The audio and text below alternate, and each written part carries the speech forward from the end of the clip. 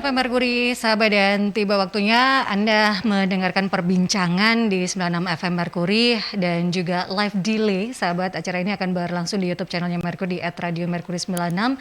Dan kali ini kita sudah ada di talk show Suara Dewan berkaitan dengan penanganan penyakit mulut dan kuku serta ketersediaan stok daging di masyarakat. Karena beberapa waktu terakhir ini bisa dikatakan penyakit mulut dan kuku pada hewan ternak khususnya sapi ini terjadi di beberapa wilayah di Jawa Timur, sahabat. Di antaranya ada di Gresik, Sidoarjo, Lamongan, dan Mojokerto, di mana 4 wilayah tersebut merupakan bisa dikatakan penyangga kebutuhan daging sapi untuk wilayah kota Surabaya, sahabat. Dan sudah hadir di studio untuk ngobrol bersama saya di perbincangan Suara Dewan ada Ibu Agatha Retnosari, beliau anggota DPRD Jawa Timur. Ibu, ketemu lagi. Apa kabar? Luar biasa. Bu Agatha sampai lupa karena kebiasaan kita pakai masker dulu enggak ya? Iya benar dulu enggak. Sekarang cantiknya kelihatannya. Ya, karena sudah diperbolehkan lagi lepas. Nah, sudah ada juga Dokter Hewan Iswahyudi MP, beliau Kepala Bidang Kesehatan Hewan Dinas Peternakan Jawa Timur. Apa kabar Pak Is? Alhamdulillah. Terima kasih sudah hadir di studio untuk ngobrol. Nggak usah tegang Pak, kita ngobrol santai ya. Karena ada Bu Agatha jadi rada tegang gitu ya. Santai. Kemudian ada Pak Fajar Arifianto Isnugroho, beliau Direktur Utama Rumah Potong Hewan atau RPH Kota Surabaya. Apa kabar Pak Fajar? Baik Mbak Yanti. Kembali ke dunia radio. Alhamdulillah. Senang rasanya ketemu teman-teman media semua. Dulu di mana? Oh, macam-macam. Jadi seneng ya Pak kembali lagi ngobrolnya santai. Jadi nah sahabat Merkuri juga saya undang untuk bergabung bertanya bersama dengan narasumber saya di line telepon di 5620096 atau di WhatsApp call dan WhatsApp Messenger di 0817300906. Sekali lagi sahabat, Anda bisa menyaksikan rerun dari perbincangan kita di YouTube channelnya Merkuri di @radiomerkuri96. Jadi subscribe terlebih dahulu. Kita langsung ke pembahasan ya. Sekali lagi, karena penyakit mulut dan kuku pada hewan ternak khususnya sapi ini berasal dari virus yang sebenarnya sudah ada sebelumnya ya Pak Is. Betul. Saya langsung ke Pak Is. Tapi saat ini menjadi perhatian karena menjangkit banyak daerah secara bersama-sama. Di Jawa Timur ada beberapa, bahkan di luar Jawa Timur, Provinsi Aceh juga mengalami hal yang sama. Ini apa yang menyebabkan? Apa perubahan global atau bagaimana ini Pak? Karena masyarakat ini takut-takut setelah kita pandemi, jadi kalau mengenal, wah ini akibat virus, udah takut duluan gitu Pak. Gimana ini? Jadi begini ya, penyakit mulut dan kuku ini sebenarnya di Indonesia ada sejak zaman Belanda dulu. Kemudian berhasil dibebaskan baru tahun 1986.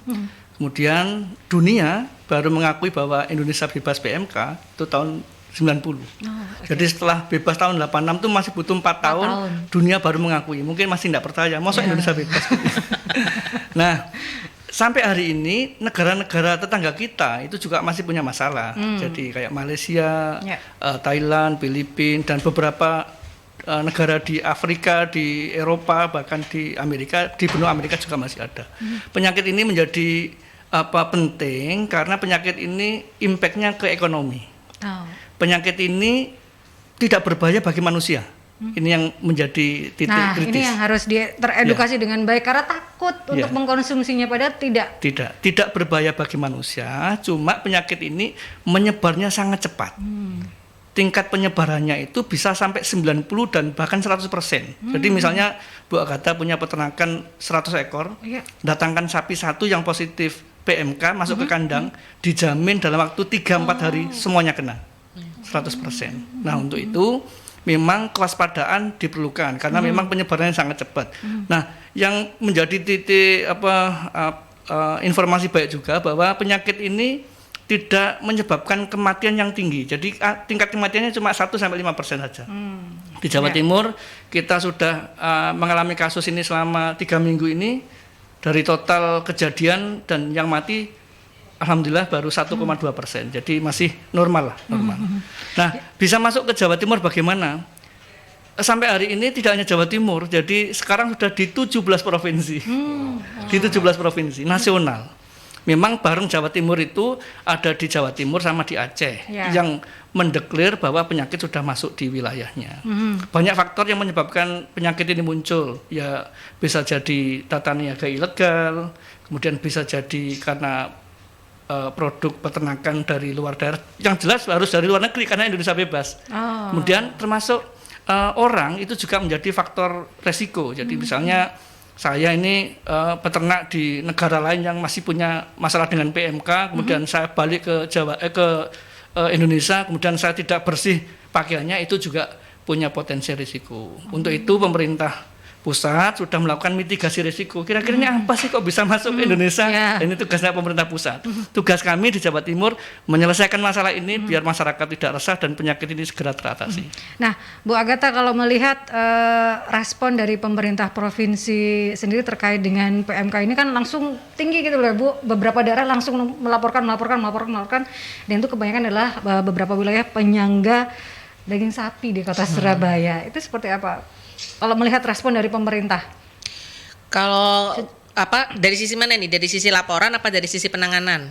Laporan terlebih dahulu, kemudian penanganannya sudah cepatkah atau sudah baikkah atau bagaimana? Oke, kalau dari sisi laporan lumayan cepat ya, karena kan kalau nggak salah sebetulnya masuk di Jawa Timur kan tanggal 16 ya, kata kementerian Iya, kan, iya. di Jawa Timur, tapi hasilnya berita tanggal 6. Ya. Tanggal 6 Mei pasca lebaran. Ya. Ya kan, kemudian terus tadinya 4, tanggal 6, tanggal berapa tuh? 10 ya, Mas? Yang saya ke RPH itu lupa saya. Iya. Tanggal 9. Tanggal 9 atau tanggal 10 tuh? Tanggal 9 itu kalau sudah 10 kota kabupaten. Sekarang berapa, Pak? 17. Sudah 17. Jadi kalau misalnya dari sisi pelaporan sih menurut saya ya kerjasamanya antara provinsi dengan kota kabupaten lumayan cepat karena begitu. Nah sekarang Surabaya juga sudah masuk, Pak. Iya, betul. Hilakar Santri ya, dekat rumah saya. Dekat rumah saya. Iya.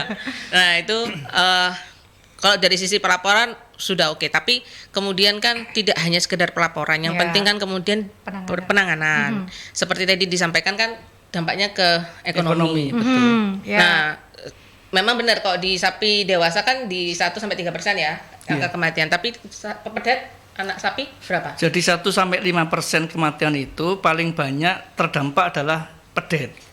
Jadi dewasa jarang. Jadi dewasa itu biasanya bukan mati tapi potong paksa. Dia tidak sampai mati, tapi karena beratnya besar, Ya. terus kemudian kakinya biasanya kan kukunya lepas. Betul. Itu potensi disembuhkan agak sulit sehingga rekomendasi dokter pasti potong paksa. Dan itu tidak ada masalah karena dagingnya kan aman untuk dikonsumsi. Oke, dagingnya matinya. Dari sisi penanganan kan berarti tetap harus disembuhkan ya tuh. Betul. Nah, karena dari sisi ekonomi yang dikhawatirkan, kalau saya ya melihatnya dari butuh penanganan secepatnya. Nah, karena ini virus pasti harus vaksin. Betul. Kalau sebelum vaksin datang berarti cuma simptomnya aja yang diobatin, sekali. betul ya? Betul. Kayak Kayak COVID ya, dokter Dok. saya. Enggak belajar dong saya, Dok. Saya belajar dong. Betul, Bu, kata Nah, betul. jadi maksud saya harus lebih cepat gitu. Makanya tadi mungkin bisa, saya kurang tahu vaksin itu saat ini berapa lama akan nyampe. Apakah kalau nggak salah ada impor ya? Iya. Kapan nyampenya? Terus kapan mulai ada vaksinasi massal dan harus selesai targetnya kapan? Itu kan secepatnya. Kalau Ya. misalnya karena kan bulan Juli itu kan kita ada Idul Adha. Nah, yang dikhawatirkan terutama saya ya, Pak, mengkhawatirkan karena di Idul Adha itu kan orang mau berkorban itu kan ada syaratnya, sapinya mesti sehat, Ya. itu harus dewasa dan lain sebagainya. Nah, itu semakin jarang sapi yang sehat, harganya bagaimana? Ya. Gitu. Apakah mungkin umat muslim masih tetap bisa melakukan idul korban dengan apa ya, dengan sapi lah maksudnya yaitu dengan baik. Kemudian kalau nggak segera tertangani lah, kalau misalnya sudah divaksin kira-kira butuh waktu berapa bulan untuk Dinyatakan. menjadi clear. Karena kalau melihat dari yang tahun 86 kita dinyatakan WHO sudah bebas PMK itu kan butuh waktu 4 tahun 3 gitu. sampai 4 tahun ya, sampai benar-benar yakin clear gitu kan.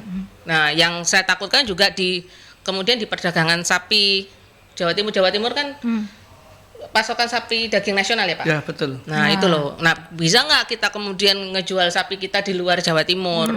Sekarang mungkin karena penyakit harganya jadi naik misalnya. Tapi kemudian kalau sudah ini bisa nggak dijual gitu. Nanti harganya jadi turun lagi ya. kan berarti ada fluktuasi harga daging ya di situ. Kalau di rumah tangga mungkin nggak ada terlalu persoalan, ibu-ibu kan cerdas-cerdas gitu, nggak ada daging sapi, ada ikan gitu kan. Tapi yang UMKM berbahan dasar daging itu akan kesulitan untuk mencari bahan dasarnya.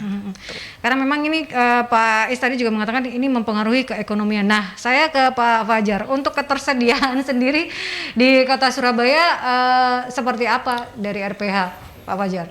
Ya, terima kasih Mbak Yanti. Jadi untuk pemotongan di RPH ini memang sampai sekarang masih relatif aman. Meskipun ada keluhan dari para jagal, stok sapi berkurang karena beberapa pasar hewan tutup, tapi pemotongan masih relatif aman. Untuk pegirian masih 100 ekor per malam dan di Keduru sekitar 50-an. Sehingga masih stabil sampai sekarang, sehingga pasokannya alhamdulillah masih relatif aman. Nah, tugas kami sekarang fokusnya adalah mengantisipasi ataupun mencegah jangan sampai virus PMK masuk di lingkungan RPH. Sehingga kami lakukan beberapa screening, pengetatan dokumen, pengecekan kondisi sapi sebelum dipotong, antemortem dan postmortem oleh dokter hewan. Termasuk juga adalah menyemprotkan desinfektan sebagai upaya peningkatan biosecurity. Nah, itu yang kita lakukan untuk itu. Berarti pengeluaran bertambah juga ya untuk RPH ya berkaitan Itu dengan SOP sebenarnya, cuma sekarang lagi kita giatkan lagi untuk penyemprotan itu biar mulai saluran tempat pemotongan, saluran ipal dan darah sapi itu semuanya kita antisipasi karena memang bagaimanapun kita harus menjaga agar semua ternak yang masuk di RPH itu aman dari PMK, semua yang dipotong itu sehat dan dagingnya menjadi kondisi dengan aman. Nah, untuk RPH Kota Surabaya sendiri sumbernya dari daerah mana saja Pak Fajar? Alhamdulillah dari komunikasi kami dengan para jagal tidak mengambil di daerah 4 yang sudah terjangkit tadi, Sidoarjo, Lamongan, Gresik, Mojokerto. Kebanyakan dari luar itu, ada yang dari Madura, kemudian dari Probolinggo dan sebagainya itu. Meskipun beberapa sekarang dikeluhkan masih tutup, tapi mungkin ya mereka punya link-link lain ya. Misalkan saya kan pada posisi kami menerima sapi saja begitu. Ini kan sudah hampir 3 tahun, keluhannya semakin banyak nggak sih Pak dari para waduh, mulai banget ini susah sekali daging sapi, gimana kalau di RPH Pak Fajar? Ya, prinsipnya kan kami memahami keresahan para jagal, para pemilik sapi, para pengusaha sapi, tapi kan memang ya kondisi ini kan memang dalam usaha sapi ini memang ujiannya ya penyakit menurut saya yang harus jadi bersama. Makanya kita perlu koordinasi dengan instansi berwenang, Dinas Peternakan Jawa Timur, untuk memastikan bahwa wabah ini bisa tertangani dengan baik. Nah, Pak Is, kembali lagi ke Pak Is, seperti apa Dinas Peternakan Jawa Timur menghadapi ini, karena sudah mulai ada jeritan ini Pak. Gimana nih Pak? Ya, jadi tindakan yang dilakukan oleh pemerintah provinsi dalam rangka penanganan penyakit PMK ini ada beberapa hal. Yang pertama, karena penyakit ini sifatnya menular sangat cepat dan bisa ditularkan lewat udara, maka satu-satunya jalan ketika ada kasus di suatu tempat, maka harus diisolasi. Kalau di COVID kan ada isolasi mandiri, di sapi juga ada. Ini COVID-nya sapi. Jadi isolasi mandiri seperti apa? Kalau isolasi mandiri pada sapi berbasis kandang. Jadi kalau sudah ada di kandang itu pasti semua yang ada di kandang positif. Sehingga yang ada di kandang itu tidak boleh keluar. Untuk apa? Biar tidak nulari sapi yang ada di luar. Kemudian sementara waktu peternak tidak boleh masukkan sapi baru. Kalau sapi baru kan sehat, masuk ke kandang jadi sakit, jadi percuma. Jadi dilakukan isolasi basis kandang. Kemudian kalau wilayah cakupannya agak luas akan dilakukan lockdown berbasis desa atau kecamatan, tergantung tingkatan kasusnya. Jadi kalau di lockdown selama 14 hari pertama diusahakan tidak ada sapi yang masuk dan yang keluar untuk tidak menular lebih luas lagi. Dan kemudian yang terpenting adalah melakukan pengobatan berbasis simptomatis. Jadi pengobatan terhadap tanda klinis yang muncul. Yang paling umum kita lakukan adalah pengobatan antibiotik. Karena apa? Karena PMK ini khasnya adalah luka pada kaki dan luka pada mulut. Jadi biar tidak terjadi infeksi sekunder dikasih antibiotik. Kemudian karena panasnya tinggi dan itu sangat sakit, maka kita kasih analgesik, penurun panas dan penghilang rasa sakit. Kemudian yang terakhir kita kasih vitamin biar dia lebih strong lah. Nah, banyak orang tanya, loh ini penyakitnya ini disebabkan virus kok diobati? Iya, kita tahu bahwa penyakit ini disebabkan virus. Kalau disebabkan virus tidak ada obatnya. Nah, ini pengobatan simptomatis saja. Pengobatan yang utama nanti apa ya? Vaksinasi. Kayak COVID inilah. Ya. Kayak COVID ini. Sama benar berarti apa yang katakan Pak Fajar, ini COVID-nya sapi Iya, gitu ya Pak ya. iya. Jadi penyebarannya cepat, perlu isolasi mandiri juga gitu Nah, kan, perlu terkait vaksin juga. dengan PMK ini di Ya. Jawa Timur sudah diadopsi nasional Bu Agatha, kita bagi wilayah itu menjadi 4, yaitu wilayah bebas. Ini nanti basisnya adalah kabupaten. Ada wilayah bebas, wilayah terduga, Ya. wilayah tertular, dan wilayah wabah. Nah, masing-masing wilayah ini nanti akan kita kasih SOP tata niaganya seperti apa, sehingga Pak Fajar tidak usah khawatir. Jadi yang untuk sementara sesuai dengan pedoman pengendalian, yang tidak boleh itu hanya daerah wabah. 4 kabupaten itu tidak boleh dikeluarkan dan dimasukkan sampai ada pernyataan dari pejabat otoritas veteriner di wilayah itu bahwa kasus bisa dikendalikan. Kalau sudah ada itu nanti turun statusnya. Jadi tertular saja, berarti kalau tertular nanti masih bisa dikirim ke Surabaya. Bisa dikirim ke wilayah tertular atau wilayah terduga dengan ada persyaratan. Dan itu sudah kita siapkan semua. Dari Dinas Peternakan kita keluarkan SOP lalu lintas ternak pada saat wabah PMK.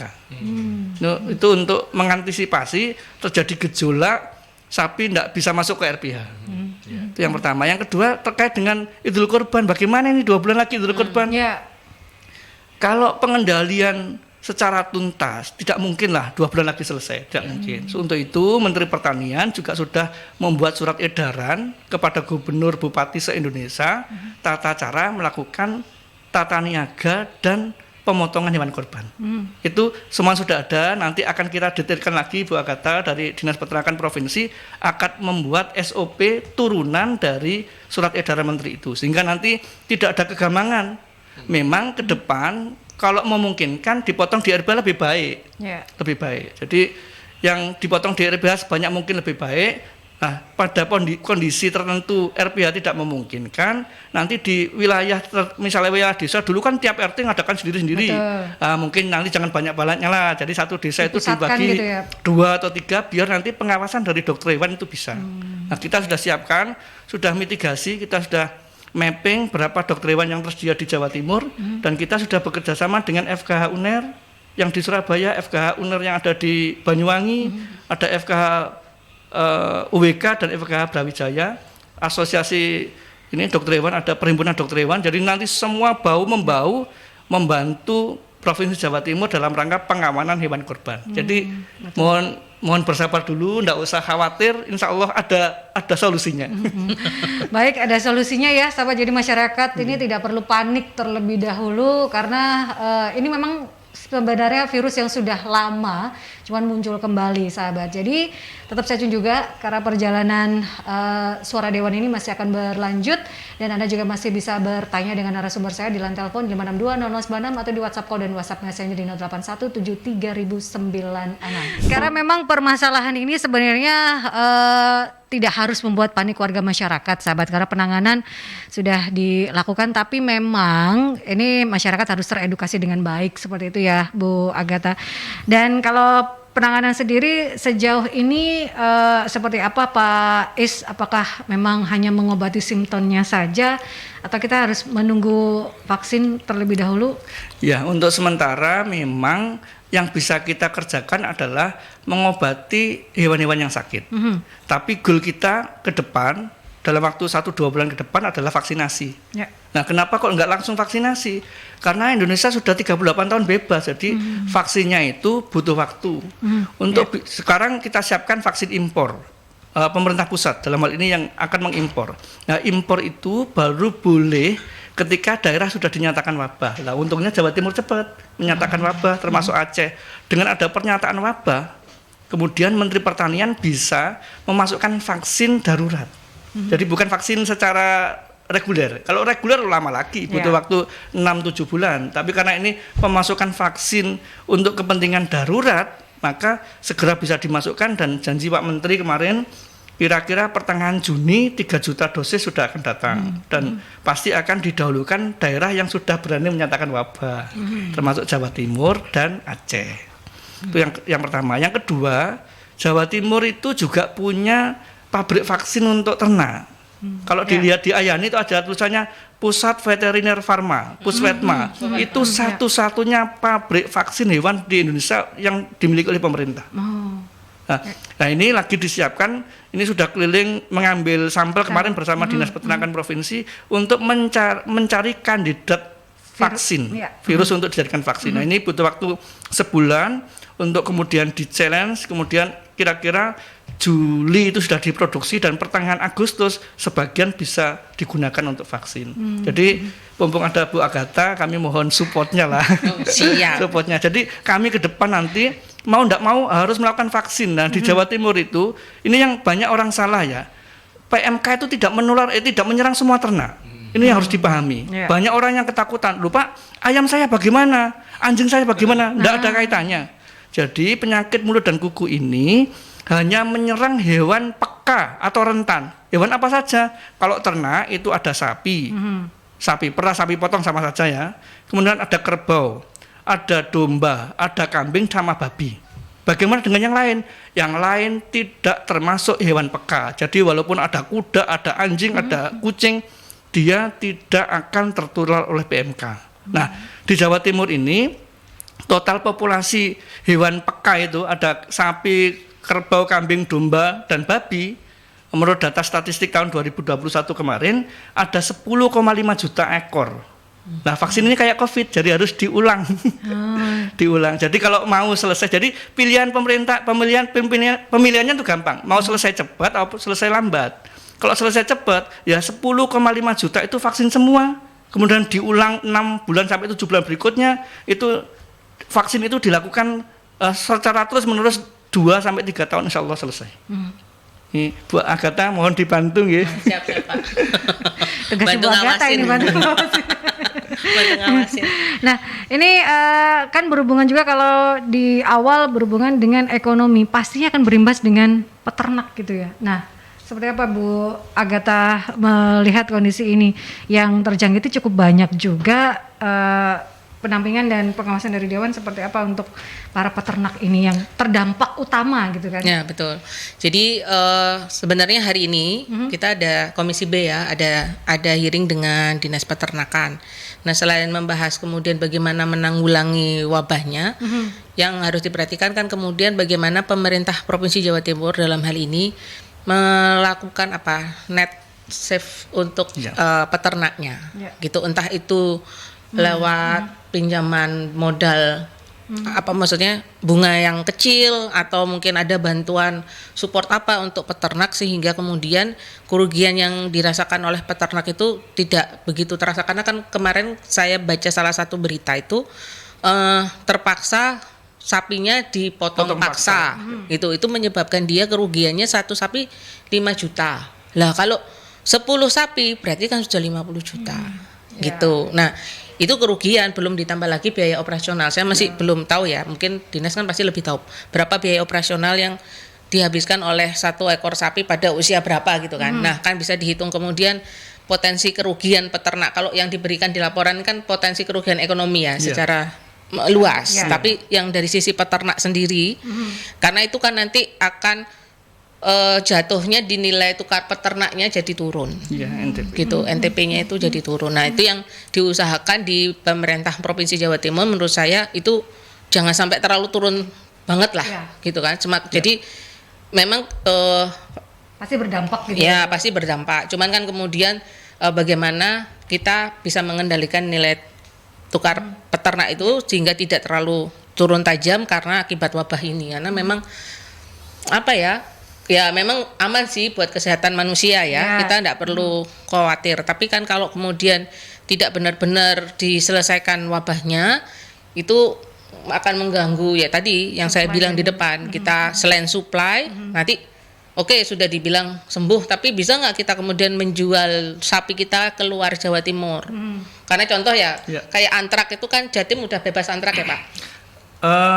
Kalau antrak itu statusnya bukan bebas, tapi terakhir kali kapan dilaporkan. Karena penyakit antrak tidak mungkin dibebaskan. Nah di Jawa Timur untuk penyakit antrak terakhir kali dilaporkan pada tahun 2021 kemarin di Oh, ada. Tulungagung ya, di Tulungagung sama Pacitan. Oh, udah masuk. Soalnya yang kalau nggak salah Ya, yang sebelumnya memang kan tidak pernah ada Tidak kasus ada gitu loh. Makanya kemudian kita sendiri kan Iya. juga tidak gampang menerima sapi dari provinsi Iya, lain. betul, Nah, betul. apakah kalau kemudian Jawa Timur sudah mendeklarkan bahwa kita terkena wabah PMK, nah kira-kira ke depan itu ada dampaknya enggak untuk Iya. perdagangan sapi Iya. kita keluar Iya. gitu loh. Itu Iya. Mas. Karena kan cukup lumayan besar ya Jawa Timur ini sebagai penyuplai. Tadi Pak Is mengatakan Nah, karena di seluruh Jawa ini kebetulan yang paling banyak suplai Jawa Timur itu kan ke Jakarta ya.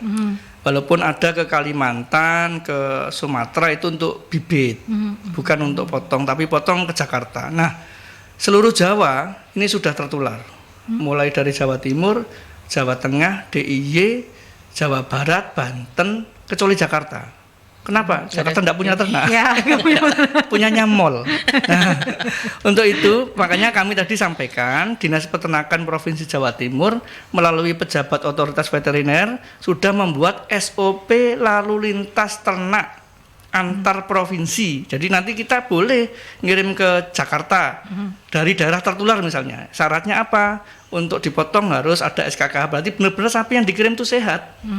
ya. Kemudian diperiksa lab tapi tidak semua, tapi sampling. Ya. Misalnya satu truk isi 20 misalnya, apa 10 diambil dari semuanya atau 5, tapi nanti ditaruh di satu tempat, nanti diperiksa cuma satu saja. Jadi istilahnya itu Kayak sampling dan pooling. Nah, betul. Pooling sampling. Wah, luar biasa Bu. Kayak COVID ya. Iya betul, betul. Pooling sampling. Karena kalau diperiksa satu-satu itu untungnya peternak 1 ekor saja tidak sampai 500.000. Ya. Itu ngujinya 500.000. Belum peralatannya. Oh, iya. Dan itu sudah kita atur semua.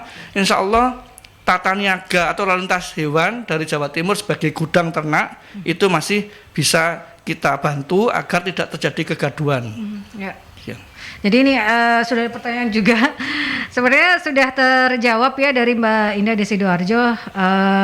Daging sapi dijamin akan aman dikonsumsi. Kalau dengar kasus penyakit sapi ini, saya masih takut Pak untuk konsumsi daging sapi. Nah ini mungkin bisa dijawab oleh Pak Iswahyudi menekankan kembali Ya, bahwa aman. Ya. Gitu.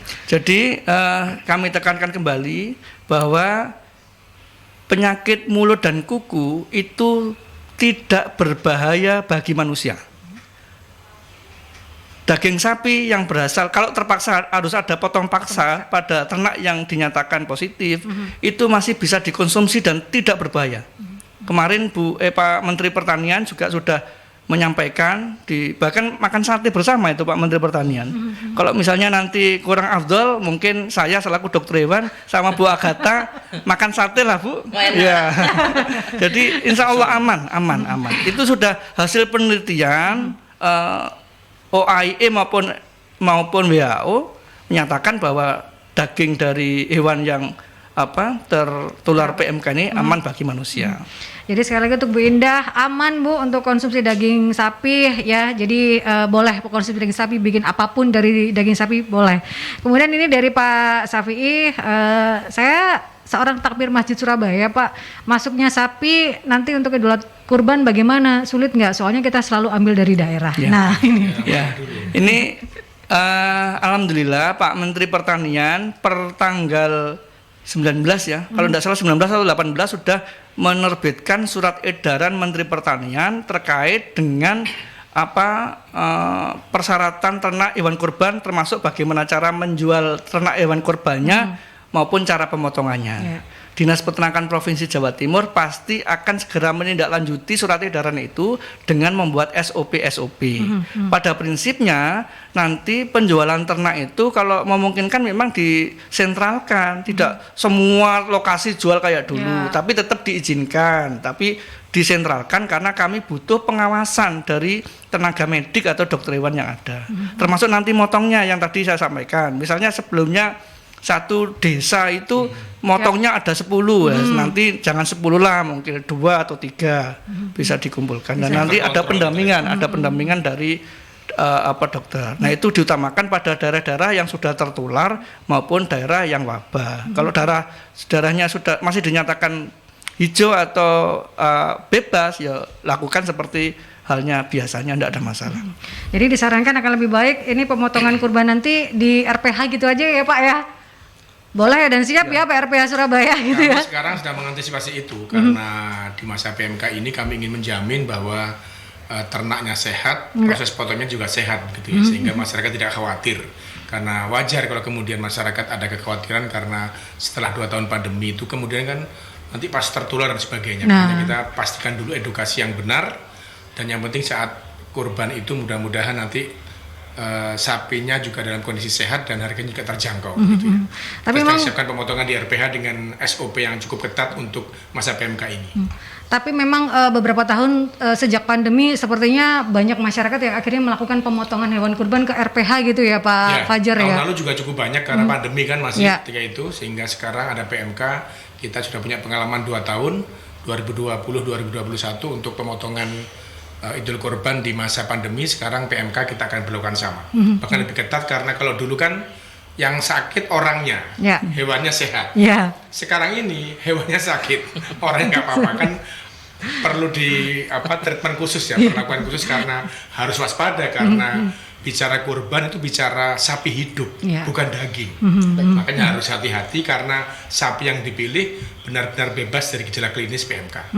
Apalagi ada persyaratan khusus untuk melakukan kurban di masa Idul Kurban seperti itu, harus sehat terutamanya. Dan ini bisa juga menjadi opsi mungkin Pak Syafi'i selaku takmir masjid mungkin dikoordinir beberapa masjid-masjid yang ada di Kota Surabaya untuk ke pemotongan RPH di Kota Surabaya karena akan lebih aman, ada pengawasan dokter hewannya dan lain sebagainya seperti itu Insya Allah ya. begitu.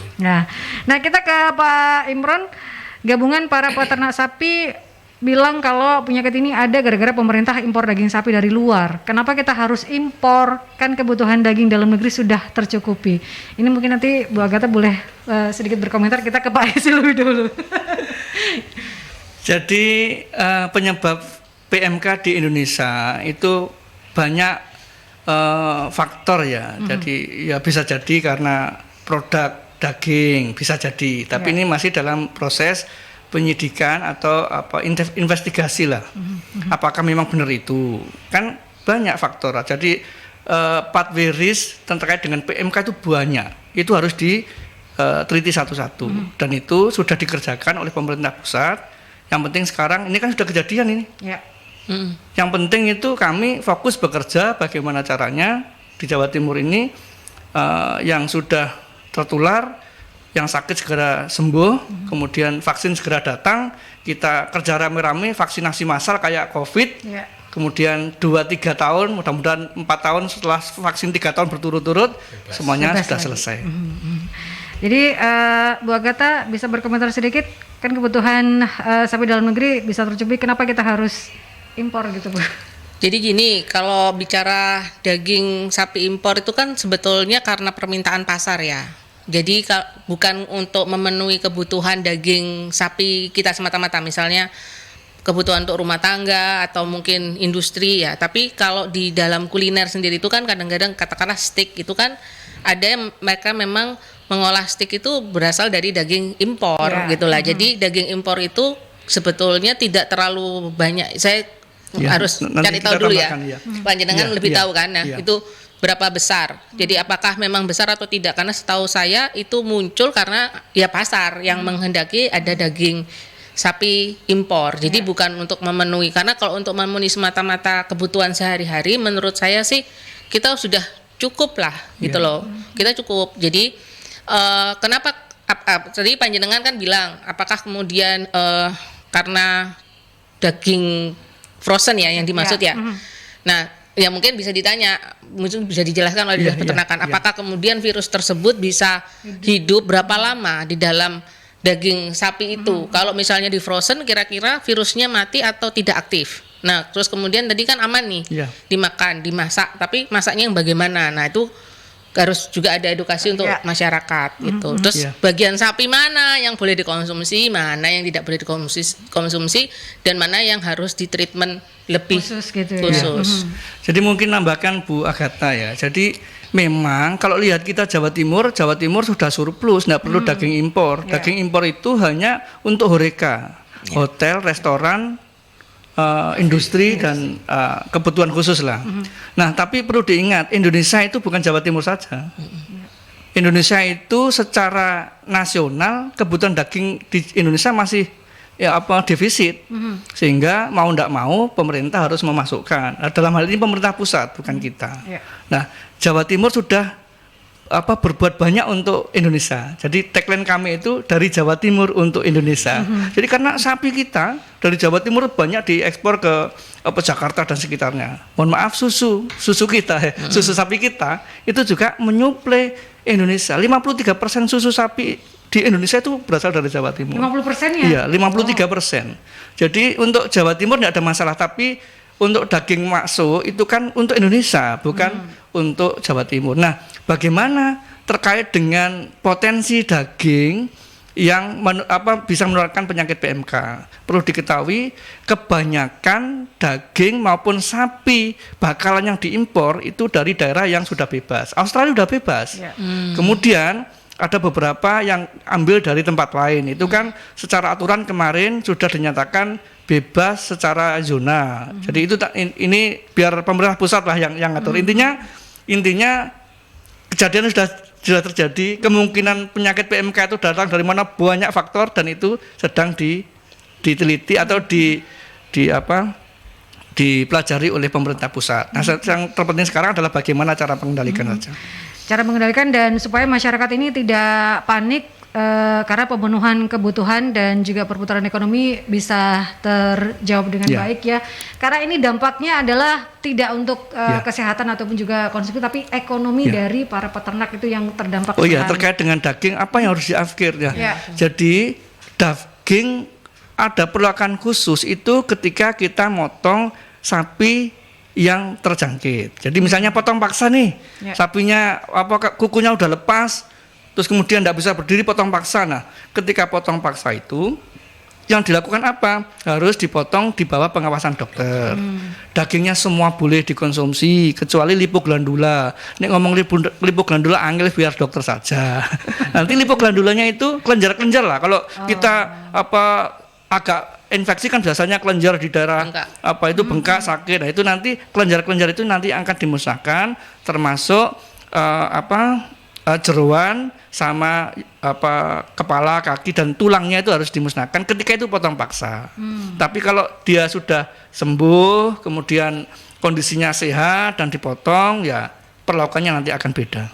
Karena pada saat potong paksa itu pasti virusnya lagi banyak-banyaknya begitu loh. Jadi ada perlakuan khusus. Tapi kalau sudah diobati, nah ini yang perlu diketahui teman-teman pendengar di daerah. Pengalaman kami nangani kasus di Jawa Timur ini, rata-rata sapi dengan tanda klinis jelas PMK setelah dikasihkan treatment 2 kali, 6 hari 7 hari sudah menunjukkan tanda perbaikan. Nah, nanti setelah 10 hari dia sudah makan normal, tinggal nunggu keringnya luka. Jadi nanti kalau sudah 14 hari insya Allah dengan pengobatan minimal 2 kali semuanya sehat, tinggal nunggu agar dia cepat balik lagi gemuk gitu aja. Jangan sampai 14 hari dipotong eman. Karena posisinya kan tidak mau makan seminggu, pasti turun. Kembalikan lagi ke kondisi normal. Nah, kemarin berhitung sama teman-teman Lamongan, peternak Lamongan. Dari mulai ada tanda klinis sapi tidak mau makan, kemudian sampai sembuh dan balik lagi dia normal, itu butuh biaya sekitar 3 juta per ekor. Per ekor. Jadi ya memang ada kerugian, tapi ini kan tidak ada yang menginginkan lah ini, tapi itu harus dilakukan biar semua ternak nanti yang dipotong adalah ternak yang sehat. Kalau terpaksa potong paksa itu kan terpaksa ya, jadi ada treatment khusus. 1 ekor perawatan 3 juta, kemudian potong paksa kerugian tadi Bu Akata mengatakan 5 juta. Jadi sebenarnya memang keekonomian dari para peternak ini yang terdampak sekali dari itu PMK. Apalagi kalau yang terserang sapi perah, wah itu luar biasa Bu Akata. Karena susu ya? Susu Namun maaf, kalau sapi perah terserang itu tidak hanya di mulut dan kaki lukanya, tapi di ambing. Putingnya sapi. Lah kalau putingnya sapi itu ada luka-luka kan tidak mungkin diperah, kan sakit. Kan ibu-ibu bisa bayangkan ya. Sakitnya luar biasa. Nah, ada peternak yang biasanya bisa keluar susu dari satu kandangnya keluar susu 250 liter, begitu kena tinggal 20 liter. Itu di Sidoarjo, besok nanti ditanyakan Bu Kadis Sidoarjo. Nah, ini kan kita ngamankan Pasuruan yang sentra sapi perah. Ya, betul. Malang sentra sapi perah. Batu sentra sapi perah. Walaupun di kabupaten itu sudah ada konfirmasi positif, tapi alhamdulillah belum di sapi perah kalau di Malang sama Batu. Nah, ini yang kita harus pertahankan. Itu yang benar-benar diantisipasi dan benar-benar dikejar gitu ya Pak ya, supaya ini potensi dari 250 menjadi 20 itu cukup lumayan besar. Itu bisa dampaknya sampai ke susu kaleng dong. Betul. Tapi ke depan kalau yang sekarang ini nasional juga. Makanya saya ini kalau lihat, biasanya kalau jenengan lihat saya tanpa PMK itu mungkin begitu lirik langsung seneng. Kalau sekarang suntuk ya Pak? Suntuk jadi langsung jelek ya. 3 minggu kurang tidur. Karena mengejar ini semua supaya cepat tertangani. Betul. Nah ini ada pertanyaan terakhir dari Bu Email kepada Pak Fajar. Pak Fajar pernah mengatakan, saya pernah baca kalau Surabaya tidak menerima masuknya daging sapi dari luar daerah untuk mencegah PMK. Nah, apakah itu akan membuat ketersediaan di Kota Surabaya aman dan harganya juga aman, Pak? Nah, ini. Kami meningkatkan pengawasan saja pada semua ternak yang masuk RPH, khususnya ada 4 wilayah yang terkena wabah itu. Tapi kami selektif, intinya sapi yang sehat, ada suratnya ya tetap bisa masuk dan dipotong. Buktinya selama ini juga berjalan pemotongan, sekitar 140-150 tetap berjalan di RPH. Begitu. Jadi seperti di awal tadi Pak Fajar mengatakan aman untuk warga Kota Surabaya, ketersediaan dan stok daging sapi ini aman, jadi jangan khawatir dan aman dikonsumsi juga daging sapi. Ya. Dan sahabat, kita akan ke jeda iklan karena masih ada satu segmen. Saya bersama dengan 3 narasumber saya di studio. Ada Ibu Agatha Retnusari, anggota DPRD Jawa Timur. Ada Dr. Hewan Iswayu DNP, Kepala Bidang Kesehatan Hewan Dinas Peternakan Jawa Timur. Dan ada Bapak Fajar Arifianto Isnugroho, Direktur Utama Rumah Potong Hewan Kota Surabaya. Nama FM Merkuri, sahabat, dan sudah ada di sesi terakhir di Perjalanan Suara Dewan ya, Talkshow Suara Dewan di edisi terkait dengan penanganan penyakit mulut dan kuku serta ketersediaan stok daging di masyarakat. Kita langsung ke closing statement dari 3 narasumber saya di studio. Pertama kita ke Pak Fajar, nanti terakhir ditutup dengan Ibu Agatha. Pak Fajar, monggo closing statement untuk perbincangan kita di siang hari ini. Terima kasih Mbak Yanti. Di masa penyakit menular, penyakit mulut dan kuku sapi ini dan hewan yang lain, sebaiknya masyarakat jangan terlalu panik karena semua sudah dilakukan prosedur penanganannya dengan baik. Dan yang lebih penting lagi, ini menjelang Idul Adha, saya pastikan RPH siap untuk melakukan pemotongan sesuai dengan prosedur dan pengawasan ternak yang masuk lebih ketat, sehingga masyarakat bisa mulai merancang mulai sekarang, karena kami juga akan menjual ternak yang sehat sekaligus pemotongannya. Gitu. Ya. Sudah siap RPH Kota Surabaya, sahabat ya. Jadi dipersiapkan mulai dari sekarang, terutama ini untuk takmir masjid ya. Betul. Di Surabaya. Ya. Nah, kemudian Pak Is, monggo closing statement untuk perbincangan kita seperti apa, Pak? Jadi dalam rangka pengendalian penyakit ini, kami mohon dukungan dari semua pihak. Kemudian masyarakat sekali lagi tidak perlu panik, penyakit ini tidak berbahaya bagi manusia. Penyakit ini hanya menular pada hewan rentan atau peka dan itu bisa diselesaikan. Kita dalam proses menyelesaikan atau mengendalikan penyakit ini. Nah, Bu Agatha, terakhir kata Bu. Ya, sebagai penerus suara rakyat. Ya. Pengawasan dan saya hanya bisa melakukan pengawasan. Jadi pada prinsipnya saya mendukung apa yang menjadi rencana-rencana yang dilakukan oleh Dinas Peternakan dalam hal ini dan juga RPH. Nah, saya membuka ruang seluas-luasnya untuk masyarakat Jawa Timur. Jika ada keluhan misalnya terkait mungkin belum divaksin misalnya lama ya, bisa laporan ke kita, nanti kita akan melakukan koordinasi dengan lebih intens dengan dinas yang terkait. Itu aja sih dari saya. Terus untuk yang Idul Adha ya, ada beberapa hal yang memang harus kita lakukan pengawasan agar kemudian masyarakat bisa membeli hewan yang sehat, yang sesuai dengan aturan yang disarankan oleh agama Islam ya, dan kemudian bisa dilakukan pemotongan dengan lebih baik. Jangan khawatir lah, nanti kita awasi bareng. Ya, gitu ya. Jadi karena memang masyarakat sekali lagi tidak perlu panik ya, sahabat, karena pemerintah ini bisa dikatakan melakukan penanganan dengan baik ya, Bu Agatha ya.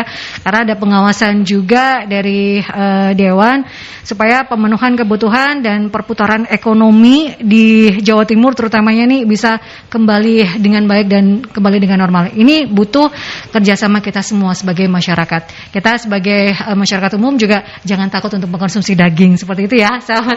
Terima kasih Ibu Agatha Retasari untuk waktunya. Ketemu lagi next ya, Bu. Ya, oke, siap.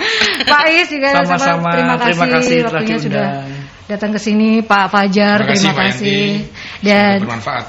sangat bermanfaat dan teredukasi dengan baik bahwa masyarakat tidak perlu panik karena daging sapi masih aman untuk dikonsumsi, sahabat. Dan Anda bisa menyaksikan kembali perbincangan kita di YouTube channelnya Mercury di @radiomercury96 untuk Anda yang tertinggal, sahabat. Dan waktunya Suara Dewan harus undur diri di perbincangan kali ini. Tetap stay tune di 96 FM Mercury, sahabat, dan sekali lagi jangan lupa untuk subscribe YouTube channelnya Mercury. Saya Andra Sari, wassalamualaikum warahmatullahi wabarakatuh.